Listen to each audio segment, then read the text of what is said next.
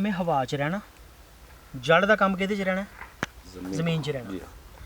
असी मुੱਢ ਨੂੰ माड़ी माड़ी हल्की हल्की मिट्टी लग गई, इस जगह के उत्ते गौर करियो जे नमी देखना शुरू करियो दा, नमी चढ़ रही नाल नाल जी। नीला थोथा ते चूना की करदा है, इस तो आइडियल ते चंगी शाई कोई नहीं हैगी जी जिहड़ा उसनूं फंगस तो बचांदा है। इहदे नाल नाल इत्थे भी स्प्रे मार दिया करो, नंबर 1। ठीक।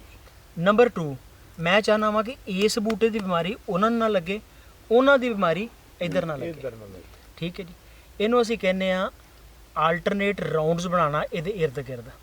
ਤੁਸੀਂ ਇਹਦੇ ਨਾਲ ਜ਼ਮੀਨ ਗੋਡਣੀ ਹੁਣ ਮੇਰੇ ਬੈਠਿਆਂ ਇੱਕ ਦਾਇਰਾ ਬਣਾਉਣਾ ਹੈ, ਬਾਕੀ ਤੁਸੀਂ ਬਾਅਦ ਚ ਬਣਾਉਂਦੇ ਰਹੋ।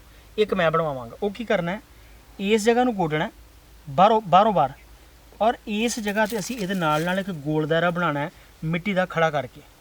ਇਸ ਦਾਇਰੇ ਦੇ ਵਿੱਚ ਜ਼ਿੰਦਗੀ 'ਚ ਕਦੇ ਨਾ ਪਾਣੀ ਆਵੇਗਾ, ਨਾ ਇਹਦੇ 'ਚ ਖਾਦ ਪੈਗੀ, ਨਾ ਇੱਥੇ ਖਾਦ ਦਾ ਇਸਤੇਮਾਲ ਹੁੰਦਾ ਜੀ।